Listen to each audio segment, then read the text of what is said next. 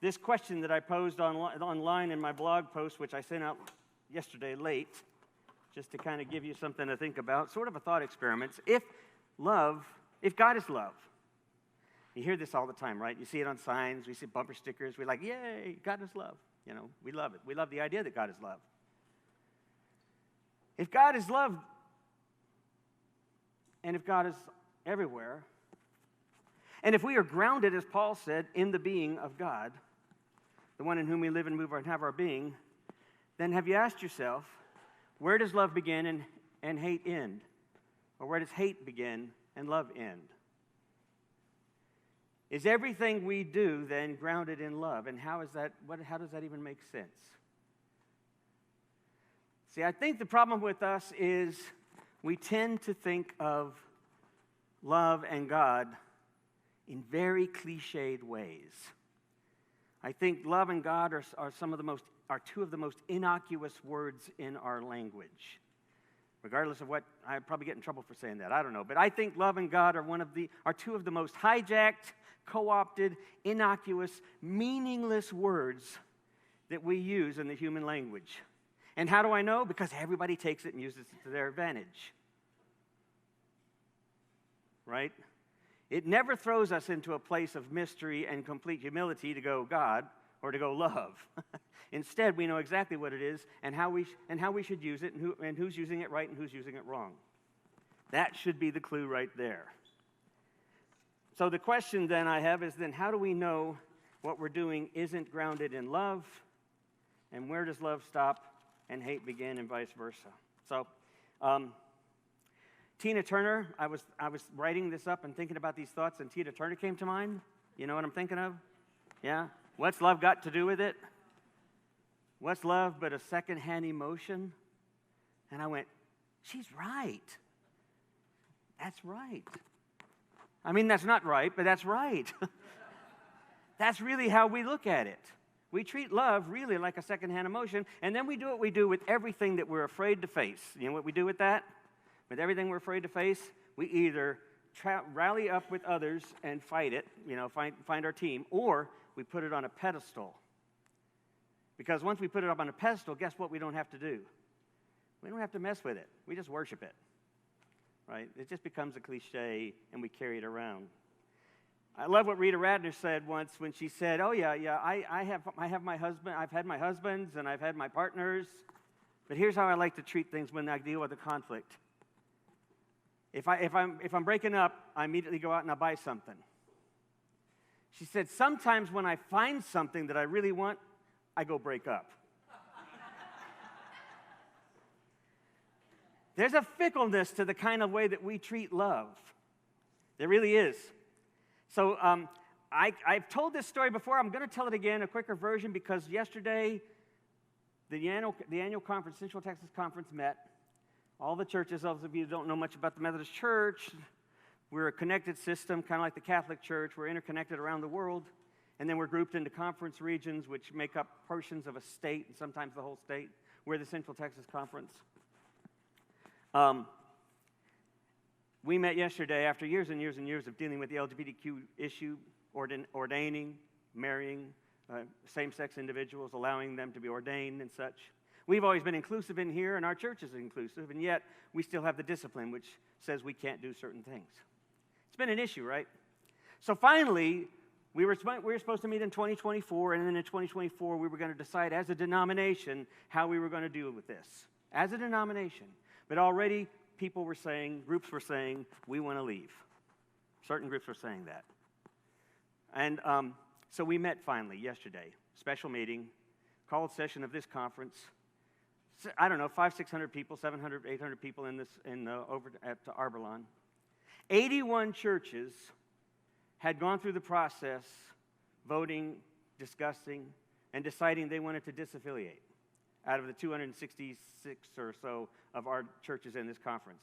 81 churches had decided to disaffiliate. We'd already approved the process. We weren't going to go through what the Episcopal Church went through, which was lawsuits after lawsuits after lawsuits. We already agreed everything was very, very conciliatory, if I might say so. It was very much agreeable.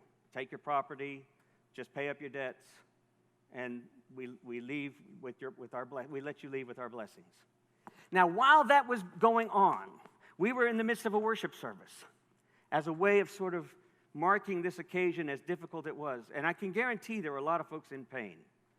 A lot of us did not want to see people leave.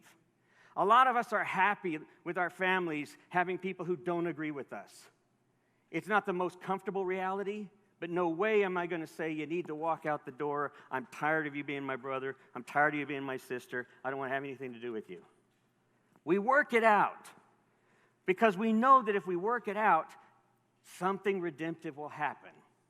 It may not be exactly what we want, but we will be better for it. It was hard to see that. It was hard to approve that as folks walked out. And even as that was happening, I couldn't help but think of this silly story that really has something very profound to say. Because it was true for a community years and years and years ago in the early church where a Jewish community and a Christian community had infiltrated, kind of mixed up too much, too close, until finally the Pope had said, the Jews have got to go.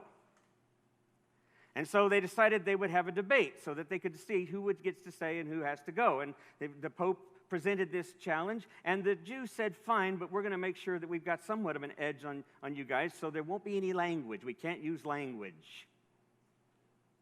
And so they agreed, and they met. They chose a guy named Yankel, who was sort of just your average guy there. He kind of owned a food shop there as a Jew, and then the Pope. The two of them went up against each other. The Pope raised his hand to make a gesture. He meant three fingers. Yankel looked over at the Pope. He looked back at his friends, and he put one finger up. And then the Pope made this motion where he kind of made this big circle, this big wide circle. Yankel looked at him and then pointed his finger right in his hand. And then the Pope looked confused. He turned to one of his acolytes, brought out the loaf of bread and a chalice of wine and set them on the table, to which Yankel quickly reached into a paper bag and pulled out an apple and slammed it on the table. And the Pope stood up and he looked at his groups and he said, we've lost. We're going to have to go. They walked away. They all gathered around the Pope later on. They said, how did Yankel win this debate? He says, well, I don't know, but the man's wise. I told him that our God is the three in one, the Holy Trinity, Father, Son, Holy Ghost. He came back at me and he said, yes, but our God is one God, the one true God. Pretty good. So then I said, yes, but God spans all time and place. And then he looked at me and he said, yes, but God is a very real present right here and now. Couldn't argue with that. So I brought out the elements of our faith to remind us that we are all redeemed because of Christ. And then he put out the apple and said, and yes, but we all still sin. I couldn't come up with anything to beat him. Now, back in the Jewish camp, they were all looking at Yankel going, how in the world did you win? He says, I don't know. He says, first of all, the bishop looks at me and he says, you got 3 days to get out of town. I looked back at him and I said, well, then we'll get out in just one. Give us a chance. And then he did this. He said, no matter what, we're going to chase you. We're going to hound you till you're out of here. And that got me all riled up. And I said, we'll stand and fight. And then he brought out his lunch and I brought out mine.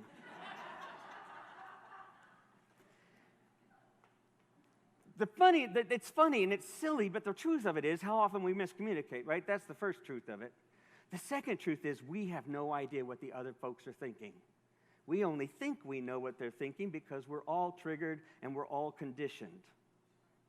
And it's Valerie Carr, the wonderful woman that I got to listen to last week, and I mentioned her to you all before, the Sikh woman who founded Revolutionary Love and wrote the book See No Stranger. As she would tell us, she would say that when you come up to an opponent, she would say you don't see enemies. You know why you don't see someone as an enemy? Because the minute you've labeled someone an enemy, you have frozen them, you have fixed them in a position that is irreversible. You're now set for a fight or to run. But if you see someone as an opponent, there's possibilities. And she said, sometimes when you go to an opponent or when you find yourself with someone that's uncomfortable, you're triggered. And when you get triggered, there's nothing you can do. Last week we talked about how when you see the stranger, the one thing that you can do to put into practice this revolutionary love is to literally see that person and think to yourself, you're a part of me I do not know yet. Because when you say that, it opens up the door for something more to happen. That's what redemptive possibility is. That's why I say God is the redemptive possibilities in all our moments. because something more can happen that's healing and connective if we open up the opportunity. You're a part of me I do not know yet. When you see an opponent, if you're triggered, there's nothing you can do but fight or flight. So what she says is to take a deep breath, to move back away from that. Maybe leave and walk away and find a quiet spot and start to breathe. But you can't just leave it there. You have to begin to think, what is it about this that I feel wounded? What actually is my pain when I see this person? And then you have to ask the even harder question, what's their pain? Because all of us react out of places of joy and places of pain. We don't do much else, except when we're just sort of in rote operation. We're almost always operating out of one of those two things. What is their pain? And when we can begin to do that, we can begin to meet one another and to actually begin to restore something. I shared this story when I did a renewal leave. I wrote this in my little blog post last night. Some of you can go back and read it if you didn't. But I shared that I had gone to this retreat center called the Crestone Zen Retreat Center in Crestone, Colorado. Some of you, I think, went on a retreat with us out one weekend when we went out to my brother and his husband's place in Colorado. We're just southeast of there. So who's been to Crestone? Sharm, I know, has. I thought there were some others here who have. You guys need to go to Crestone. Population 53. You don't even see it until you get up on it. It is right at the base of the mountain. You're driving for half an hour to an hour right across the big open valley, and then all of a sudden you see this little town nestled in the woods. In the summertime, there might be 200 because they're up and down the mountainside. Up and down that mountainside are dozens of religious centers. Zen, Buddhist, Hindu, Sikh, Baptist, Carmelite. There were Carmelite. I made the mistake one day. I was driving along, and Carmelite nuns, I'm not kidding you, the first time I was there, they were walking along the road to the retreat center. And it was cheap. It was a small little hut. Everybody gets little huts. There's about 5 little huts, and there's a central sort of building where people would gather, a zendo. They would gather, and they would meditate. They would do what they call seizen, or have their sessions. Of course, in the wintertime, they weren't doing any of that, but they were allowing people to come stay in the little huts. And then you would be online for the Dharma talks and for the Zen sitting meditation and all. And I thought, well, that's fun. And then they said, you just go abide by our schedule, and it's only $35 a night, and it's food included. They bring the food to your door. And I was like, this is perfect. So I got there the night before, and it was dark. And I made my way up the dark mountain road, and I got there, and it's just a tiny little one-room cabin. It's like 10 by 15 feet. It's just tiny. Had a little oven, a little wood stove, had a little sink. The shower and the porta potties and whatnot were outside. And then it had a little desk for writing in a tiny little bed. Next morning, I was awakened. And I was shocked when I was awakened because it was still dark. And I didn't really look until I got to the door, and they kept knocking, and I looked at my phone, and it was 4:30 in the morning. And the voice outside said, Tom, it's Yotaka Azawa, which I think that was how he pronounced his name. And I guess it was one of the monks who runs the place during the wintertime. He says, the day begins. I've got your breakfast. And I was thinking, I didn't look close enough at that schedule. So he opened up the door. I opened up the door. I put on my parka. I opened up the door. I was still kind of in my running suit. And then I looked at him, and he was in a traditional robe, but he had a parka on, and he had a hood over him. And he kind of bowed, and he smiled, and he said, here's your breakfast. Handed it. It was covered. It was just cereal, kind of a brand kind of cereal, granola and stuff, and some juice. And I thanked him, but then before he left, he said, let me give you something to get you started for the week. I said, all right. He says, a koan. And I knew what that was, a little teaching story, a little teaching phrase, something to get you thinking. And he smiled and he said, tell me, without thinking of evil or with good, but tell me, what was your face before your parents were born? And I looked at him kind of curious, like, what? And he smiled and bowed and then turned and walked away. And that got me thinking, if you actually think about that, what was your face before your parents were born, right? I'm not going to give you an answer, but it got me thinking all sorts of things. And by the middle of the week, we were meeting online, and by the middle of the week, he would send me a little email. He would just say, Tom, have you found your face yet? And I would write back, and I go, I think so. And then he'd write back, not yet. And he just kept going back and forth like that. And by the end of the week, I would say, I think I understand. So there is this original kind of face, this kind of me that I don't know about, but it's the essence of me. And he looked at me and he said, "Wrong direction." And that was the last I got. But it plagued me for like 18 months, because this was 18 months ago when I did this. And it plagued me and troubled me for the longest time. But I think I'm getting closer. When I think about how we find ourselves in this time that we're in these conflicts that we're in, and how we are to respond to each other, I think about how easily we defend ourselves with our personas, our conditioning, all the different selves we've come to identify ourselves with. We hang on to them deeply. I'm progressive. I'm conservative. I don't like this person. I like this. This is who I am. This is what I believe. And we come with all of these sorts of personas that we wear, and that even in our kindest, most open-minded self that we think we're presenting, we are still missing something. We are breathing the same air that the trees and that the plants and that the animals respire and expire. That for thousands of years, those same oxygenated cells in the air are still floating around that we're breathing from the generations past and the generations to come.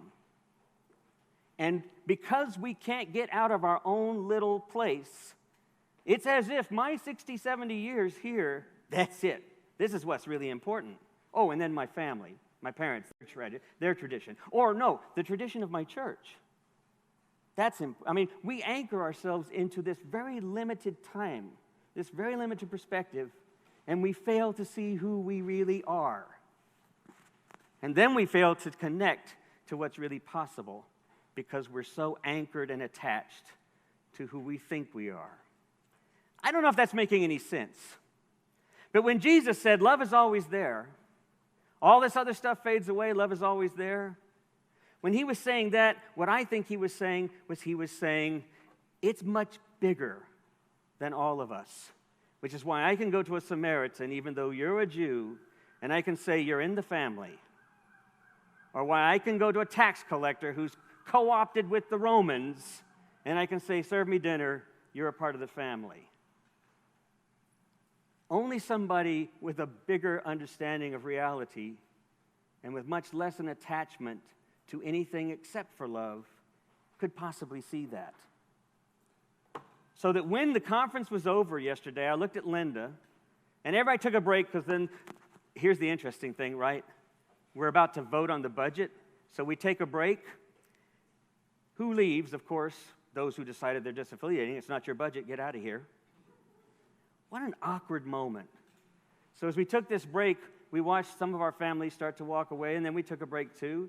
And then I know Nancy was there, and I don't know who, I don't see anyone else in here who might have been there, any other clergy folks. But as we were wandering, Kay, I don't know if you were there, if you weren't there, but as we were wandering around in the outer room outside the sanctuary, we're both doing two things.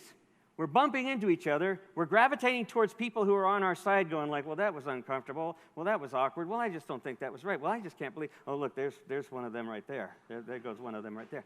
Or we were doing the other thing, which was, oh, here comes one of them right here. Right? And we're walking straight towards someone that we were in ministry with, that we served churches with, that we were in the same ordination group with, that we did youth ministry with. And you're thinking, how do I deal with this? Because it got really mean and hateful for the last several years. And I saw someone coming at me.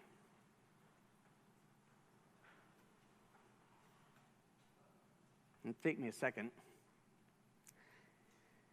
I saw someone coming at me that I had worked with, that we were together in ministry with, that we knew each other well and used to have dinner together with. And then things went their own directions, right? And my first thought was, I best go this way. But I didn't. And he didn't. And our arms opened up. And we just hugged. We just hugged. And we didn't let go. We held on probably for another minute, because I think at that point we were like, okay, wait a minute, this is painful. If we just let go, we're letting that win. We're letting this whole thing win. In fact, we're more than this, but we don't understand how we got caught up in this mystery. I mean, there were so many things probably going on subconsciously. We just held. And then we smiled. And he says, I really enjoyed the times we had in ministry together. And I said, I did too. And blessings to you. And he said the same. But that's like putting that love back up on the pedestal, right? Because it's so difficult sometimes to deal with the raw reality. And so as he left and as I left and Linda and I got in the car, and I was kind of processing it with her, it occurred to me last night as I was thinking through this. And I was remembering that scene from Places in the Heart. Some of y'all saw that movie with Sally Fields. And all the rednecks and all the racists and all the people fighting for African-American rights and including the young man that was killed who was innocent, and including the man that was shot supposedly by all of those folks, they were all sitting in the pews together. Because you see, it was a fantasy at the end, right? It was kind of a conjecture at the end. Maybe heaven, whatever. And as I sat there, I thought about my friend 20 years from now. And then 30 years from now, and we're both gone. And then 50 years from now. And then 60 years from now, what's happening in our community, what's happening in our churches. And I thought, how interesting, we'll bump into each other 100 years from now. Spirits bouncing around. We'll come together and sit down at the table as we look at life, both before and present and future, and we'll both go, how small we were thinking. And we'll laugh. Amen.